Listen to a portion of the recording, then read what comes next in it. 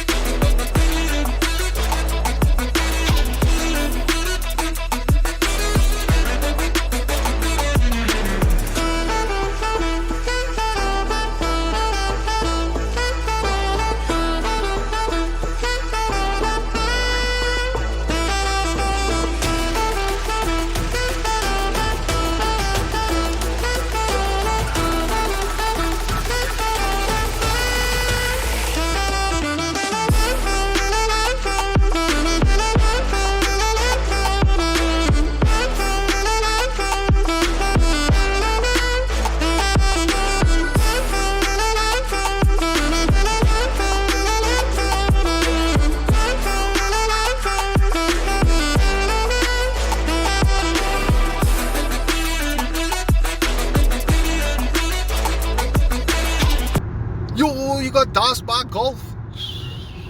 I'll get diced by like a Honda. Now that we are live, I'm standing with the legend of legends, the person responsible for me harassing you at Comicon today, because I honestly wasn't going to come. Okay. And then Zoo was like, no, my friends gave me tickets. And I'm like, nah. And then he's like, you will come to Comicon, I'll come to the head. I was like, okay, fine. The tickets are here. You and then he got sent me visits. your Instagram, and I was just Okay. like, damn. Just like, awesome, it's man. very, very, very impressive. So if you guys want to check out Lumichen.art Lumichen.art. on Instagram, as it is up top over there. We'll get I'll put it on the screen. We'll throw it in the bottom over there. So thank you so much. I really, really appreciate you. Very nice to meet you. A very, very impressive art. So on that note, how long have you been drawing for? Sure, okay. I've been drawing for as long as I can remember. From when I was a child, I've always been doodling every now and then. And it's mostly just because I'm actually hearing impaired. I wear hearing aids in both ears. Okay. Yeah, so my way of communicating has always just been like through visual means. Okay. Just because, like, you know, it's hard, growing up, it was hard for me to be verbal with people and join in with conversations and stuff. So drawing has always been kind of like my comfort zone. But then I've actually started only pushing. Sorry.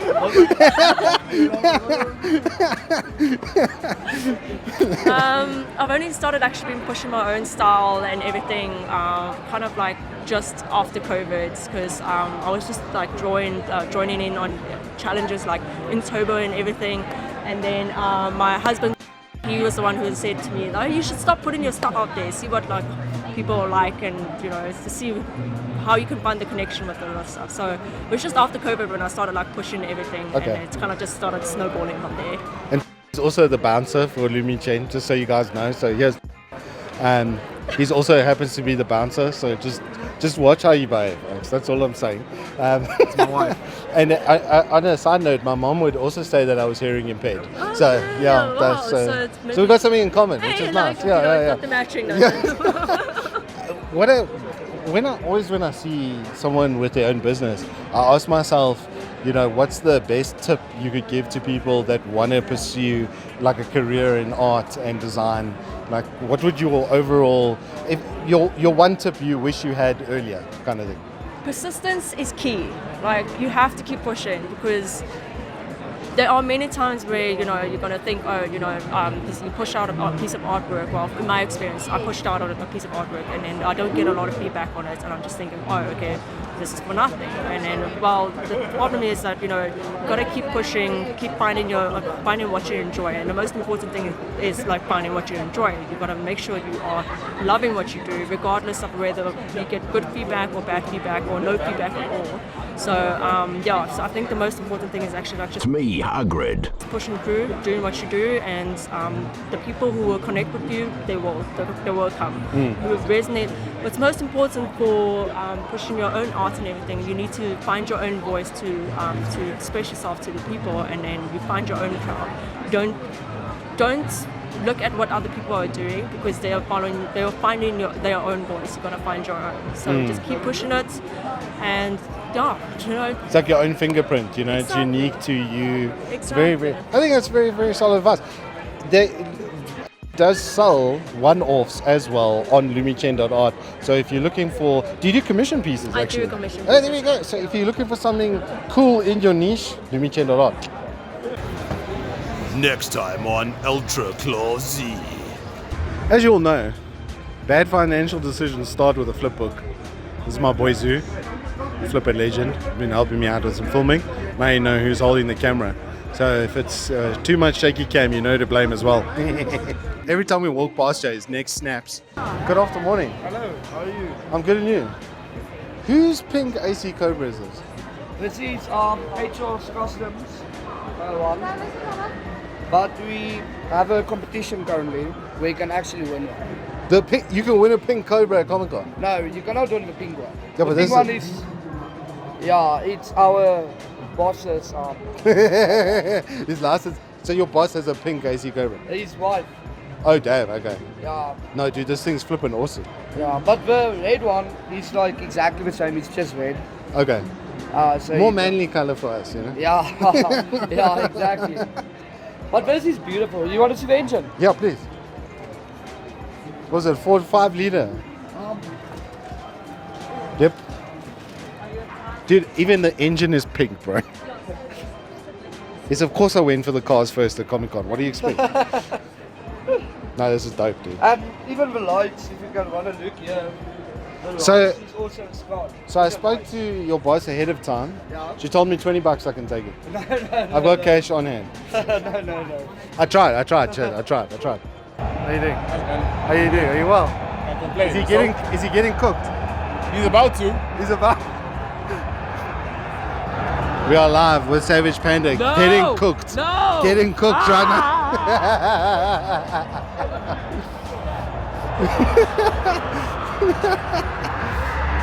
I had to get him like Of that. course, do it again. Put it on the internet forever. Am I not here with a legend that I've known since 2005? Sent her a message on Instagram and was like, do you remember Liberty Land? And Lolani was like, bro, no way. Yeah, Liberty And here we are. Land was like, that's memories. That's like proper memories. The land days, no internet. Do you know what I'm so impressed with you about? You handled the VO very well. Yeah. That I was managed. probably the biggest problem, right? I managed. With So, a hall full of guys, I managed. so for you that don't know, Melani's a very cool PC builder person. What is your Instagram handle? Locked Elf. Locked Elf. It's not FPQ anymore, just No, Locked not Elf. XX00, no. It's just Locked Locked Elf. Elf. I'm yeah. so glad you got rid of the lead speak. Because my one friend who will watch this later, he's working for us now, his name's Rico One Elza, and I love to teach, it's actually Rico Elza, but I call him Rico One Elza. Because that's how you read it. Yeah, exactly. right? That's how it's written. So yeah. Yeah. But you've been, I'd say, kind of very different because you actually do customization on the cases and stuff. I saw that at the ASUS stand Yes. where you put the stickers and the Yeah. beading bits and All stuff the on. modding, like that's what I'm trying to lean into more now is the modding, customizing, making it into like something that you love, like a theme that you like, I go for it. Yeah, because it's like there's many PCs, but this one is mine. Exactly. It's Giving unique. it the personal it's touch. unique and it's, for you. Yeah. Makes it your own. No, I dig that. It's very dope. And you take commissions, right?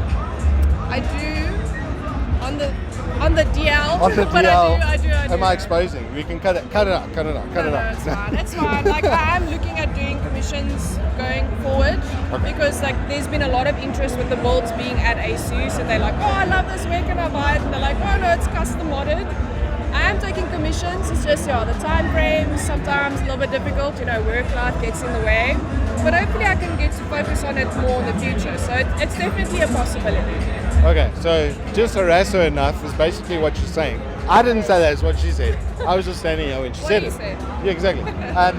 The other thing that I was curious about was what tips would you give, especially to ladies that want to get into tech and IT? Because it can be, I think, quite a barrier just based on like at Libland, we had like 450 people, and Leilani was like one of 6 girls, and the other 5 were people's mothers. So that's literally the True truth. story, It's true a true story. story. What kind of advice would you give?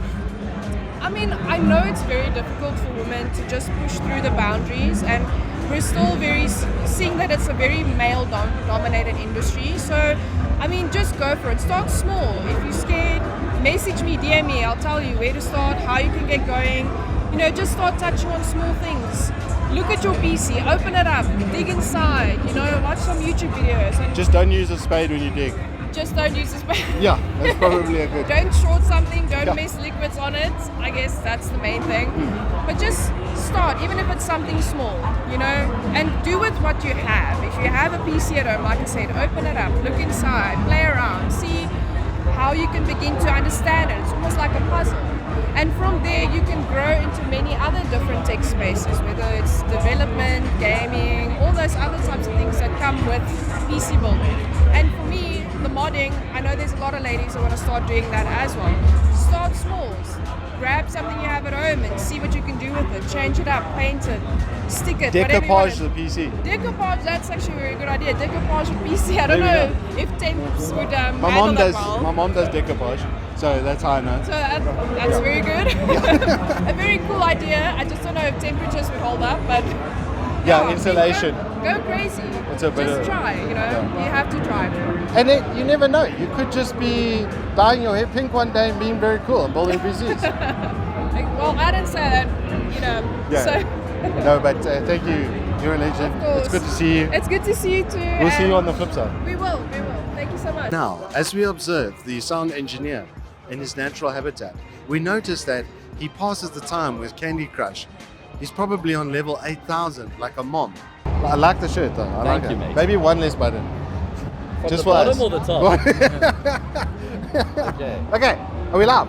Okay, we got that on camera, which is fantastic. Okay, great. This Lovely. is a guy who I met in 2015 at the very start of his career. And I was like, yo, man's got passion, and I dig it. And yo, dude, it's like, it's funny because as we were speaking about it earlier, Vibes is now the you. Do you know what I mean? It's Yeah, like full there's a passing circle. of the torch actually that's going on. That's Yes. why I really wanted to bring these guys on to get some experience now working at the live event, because they've been doing the stuff online, so they've got the know-how, but to do it at a live event, stage, LAN, that's where it's a much bigger deal. There's pressure and it can be more difficult at that point. So it's good to get to just like lead them into it, give them some guidance and advice to get that experience. And then, I mean, I never want to completely not be a part of the South African scene, but it is good to just share the load a little bit and develop more talent, yeah. Oh, for sure. And I mean, you, as you're saying, we were speaking just briefly off camera now. 10 years ago, 5 years hobby, then 5 years career. Yeah. I mean, you've done SEA, you've done Southeast Asia, you've done some CS there, right? Not really. I haven't really covered much Asian Counter-Strike, to be honest. It's more with you. Europe. North America, South America are the 3 main regions then. So I started in South Africa in 2015. Then I worked until 2020 just doing like the online gigs and the rare LAN gigs that would come my way. And I didn't earn enough money to call it a career. 2021, I dropped out of my second degree, 24 years old. And my parents were like, that's all good and well, we want to support you, but you have to do something. You can't just like drop out your second degree and chill at home. So I figured I'd been putting so much time into casting over the few years and I had a bit of a talent for it. I thought, let me see if I can push this now into a career, because there's now pressure. You know, it's all fun and well when you're a teenager, young 20-year-old, but then life started getting serious. I had to figure it out. So made a show reel for myself, came up with an email that I sent to maybe 50 different email addresses, anything I could find online, send an email across. the way. And maybe 3 people responded to me, but that was enough to get my foot in the door. Since April 2021 up until now, I've been doing it full time. Got a retainer with the company online, working freelance, been to Sweden a couple times now. So yeah, managed to make it, I guess, full time, yeah. Yeah, in Sweden, did you get to meet JW? I have met JW actually, yeah, I have met Shocks, my favorite player. Yeah, just getting to go work with ESL, the international studios, was amazing. Hopefully more of that to come, but yeah, just to have the privilege of getting to talk about a video game for a living has been pretty Oh, yeah. fortunate. No, it's I'm a fortunate guy. Yeah, no, but look, not without its hard work. I've seen it Sure. firsthand.